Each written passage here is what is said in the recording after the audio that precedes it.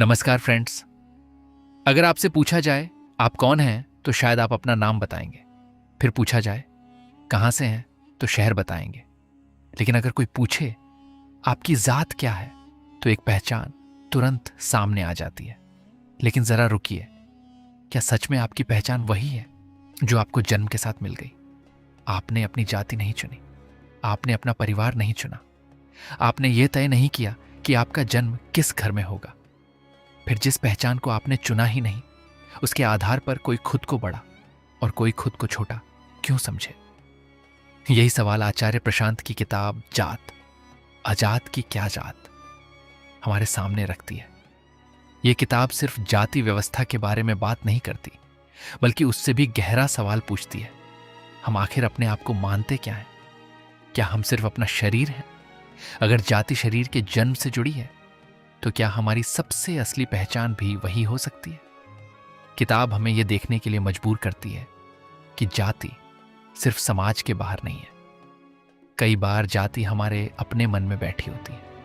हम किसी को उसकी जाति देखकर अपना या पराया मान लेते हैं, किसी को बड़ा और किसी को छोटा समझ लेते हैं, और कई बार तो हम खुद को भी उसी लेबल के हिसाब से देखने लगते हैं। लेकिन अगर इंसान अपनी पहचान को जन्म, जाति और परिवार से थोड़ा आगे जाकर देखना शुरू कर दे तो क्या होगा? शायद तब सवाल यह नहीं रहेगा कि मैं किस जाति का हूं, बल्कि सवाल होगा मैं वास्तव में कौन हूं। और शायद यही इस किताब की सबसे बड़ी खूबसूरती है। यह आपको दूसरों की जाति देखने से पहले अपने मन के अंदर झांकने पर मजबूर करती है। तो आइए इस किताब के उन 5 सबसे जरूरी लेसन्स को समझते हैं, जो सिर्फ जाति को देखने का हमारा नजरिया नहीं बदलेंगे, बल्कि खुद को और दूसरे इंसानों को देखने का तरीका भी बदल सकते हैं। इस बुक का पहला लेसन है, जाति शरीर की है, तुम्हारी नहीं।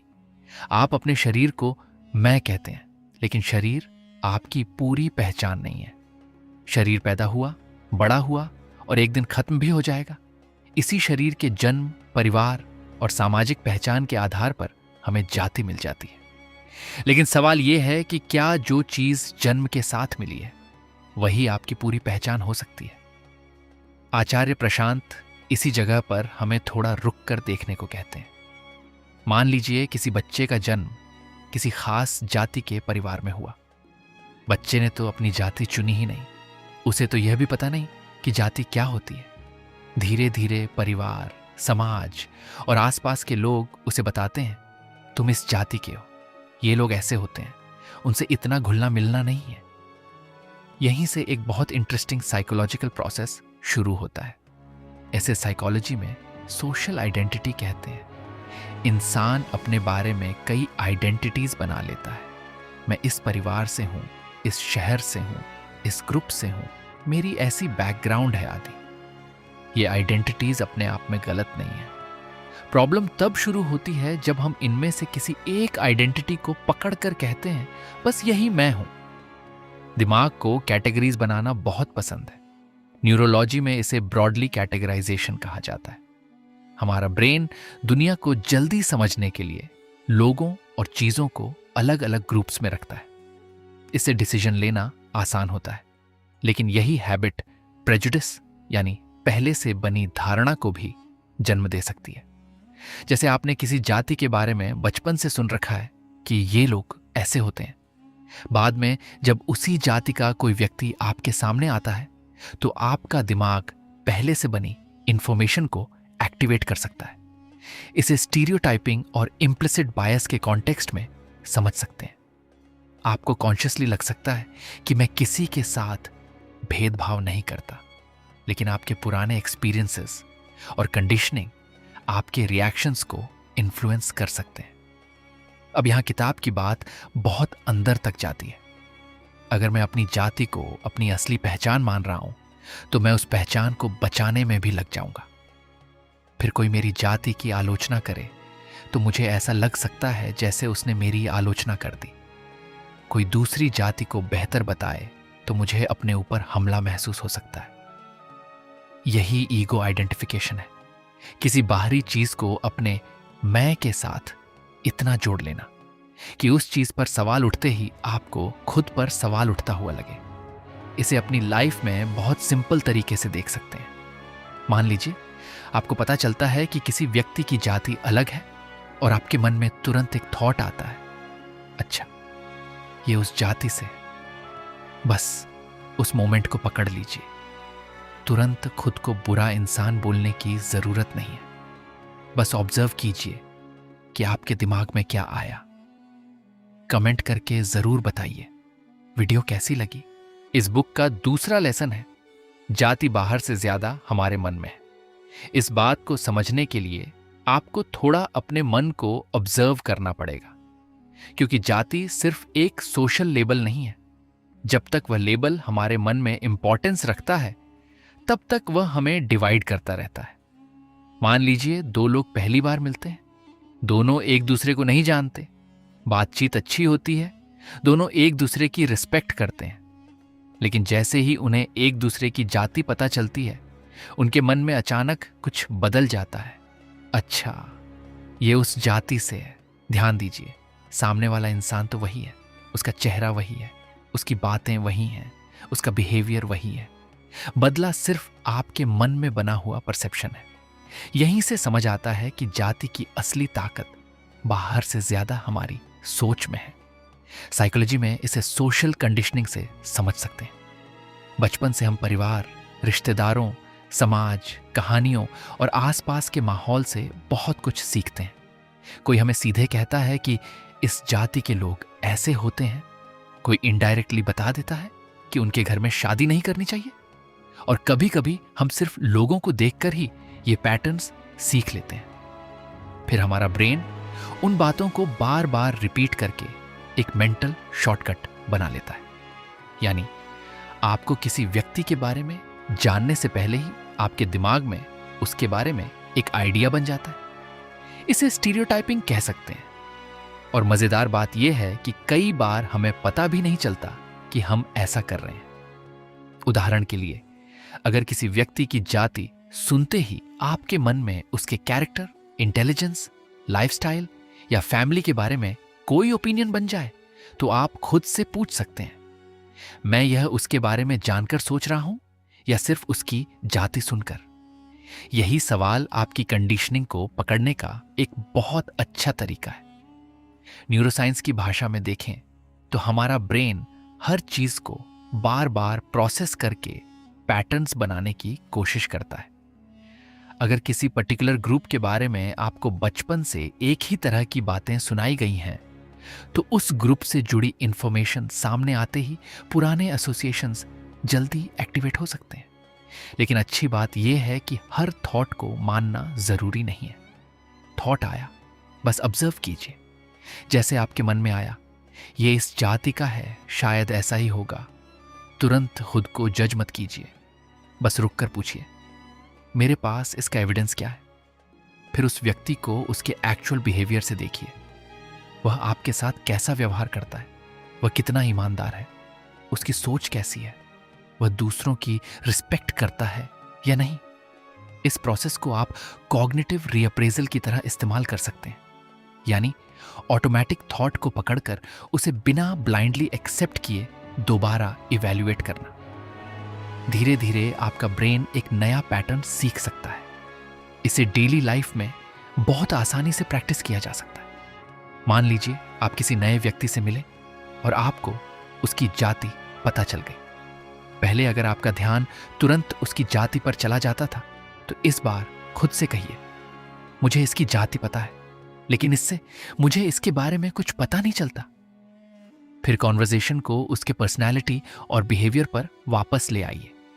इसी तरह अगर कोई दोस्त किसी जाति के बारे में जनरल स्टेटमेंट दे, यार उस जाति के लोग ऐसे ही होते हैं, तो तुरंत आर्ग्यूमेंट करने के बजाय आप पूछ सकते हैं, लेकिन क्या हर इंसान ऐसा ही होता है?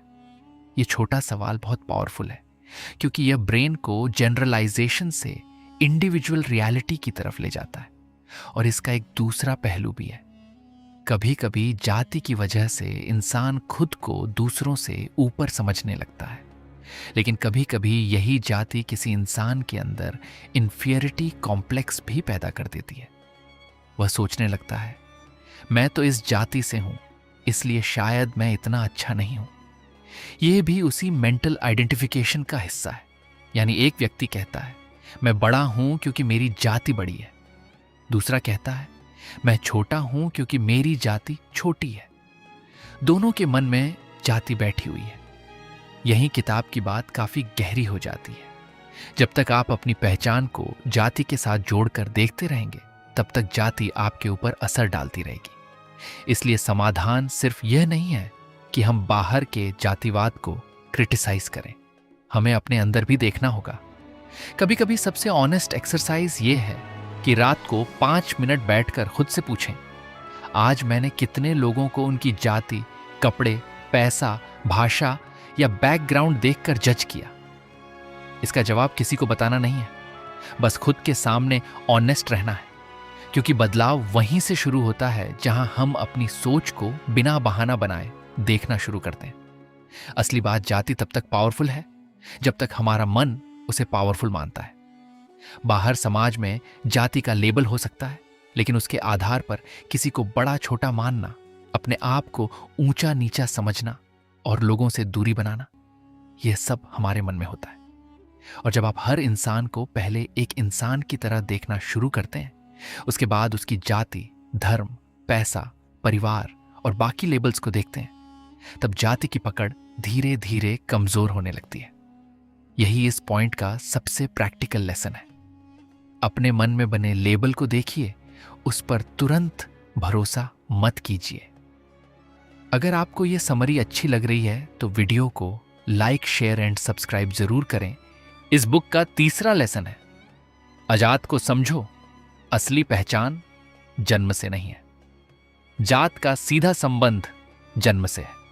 आप किस परिवार में पैदा हुए, किस समुदाय में पैदा हुए, इसी आधार पर आपको एक जाति का नाम मिल जाता है। लेकिन अजात का मतलब है जिसका जन्म ही नहीं हुआ। अब पहली नजर में यह थोड़ा फिलोसॉफिकल लग सकता है, लेकिन इसे बहुत सिंपल तरीके से समझिए। जब आपका जन्म हुआ, उसी समय आपका नाम रखा गया, परिवार मिला, भाषा मिली, धर्म और जाति की पहचान मिली। लेकिन आपने इनमें से कुछ भी चूज नहीं किया था। आपने यह डिसाइड नहीं किया था कि मैं किस घर में पैदा होऊंगा, किस शहर में पैदा होऊंगा, या मेरी जाति क्या होगी। तो फिर एक बहुत इंपॉर्टेंट सवाल आता है, अगर ये सारी चीजें मुझे जन्म के साथ मिली हैं, तो इनमें से कौन सी चीज वास्तव में मैं हूं? यहीं आचार्य प्रशांत अजात की तरफ ध्यान दिलाते हैं। वेदांत में आत्मा को जन्म लेने वाली चीज नहीं माना जाता। शरीर जन्म लेता है, शरीर बदलता है, शरीर बूढ़ा होता है और एक दिन शरीर खत्म हो जाता है। लेकिन जिस मैं को आप अपने अंदर महसूस करते हैं, उसे सिर्फ शरीर तक सीमित करके देखना ही पूरी बात नहीं है। किसी को उसकी जाति से छोटा मत समझिए और खुद को जाति के कारण बड़ा मत समझिए। इस बुक का चौथा लेसन है, दूसरे को दूसरा समझना ही असली दूरी है। दूरी हमेशा शरीरों के बीच नहीं होती, कई बार दूरी हमारे दिमाग में होती है। दो लोग एक दूसरे के सामने बैठे हैं, दोनों की भाषा अलग है, परिवार अलग है, जाति अलग है, बैकग्राउंड अलग है। फिर भी अगर दोनों एक दूसरे को इंसान की तरह देखते हैं, रिस्पेक्ट करते हैं और समझने की कोशिश करते हैं, तो उनके बीच कोई बड़ी दूरी नहीं है। लेकिन दूसरी तरफ दो लोग एक ही जगह रहते हो और फिर भी अगर एक के मन में ये बैठा हो कि वो लोग हमसे अलग हैं, तो उनके बीच बहुत बड़ी दूरी बन जाती है। यही बात जाति के संदर्भ में किताब बहुत गहराई से सामने रखती है। वो और मैं, यहीं से दूरी शुरू होती है। हमारा माइंड नेचुरली चीजों को ग्रुप्स में बांटता है। मैं, मेरा ग्रुप, मेरे जैसे लोग, और फिर वो, उनका ग्रुप। अलग लोग साइकोलॉजी में इसे इन ग्रुप और आउट ग्रुप की कॉन्सेप्ट से समझा जाता है। इन ग्रुप मतलब जिन्हें हम अपने लोग मानते हैं, आउट ग्रुप मतलब जिन्हें हम दूसरे लोग मानते हैं। अब ध्यान दीजिए, प्रॉब्लम ग्रुप होने में नहीं है।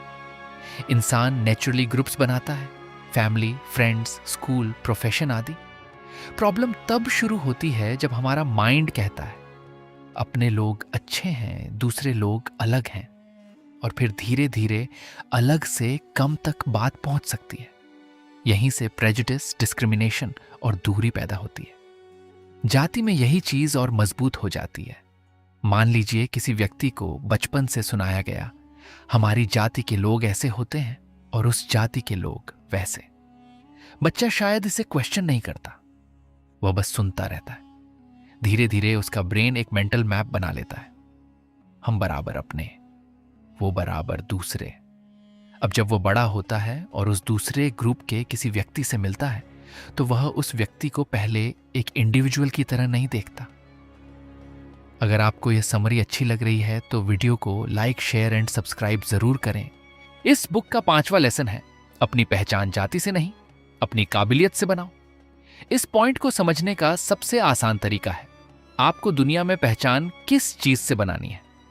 उस चीज से जो आपको जन्म के साथ मिल गई, या उस चीज से जिसे आपने खुद बनाया। आपकी जाति, परिवार, जन्म स्थान, भाषा या बैकग्राउंड ऐसी चीजें हैं जिन्हें आपने चूज नहीं किया। आप पैदा हुए और ये आइडेंटिटीज आपके साथ आ गई।